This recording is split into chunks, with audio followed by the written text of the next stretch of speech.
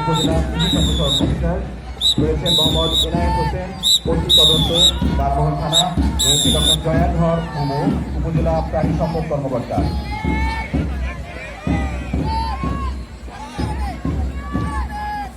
আমরা দেখতে পাচ্ছি হাজী মোহাম্মদ নুরুল ইসলাম মহাবিদ্যালয়, যার নেতৃত্বে রয়েছে মোহাম্মদ বাপ্পি।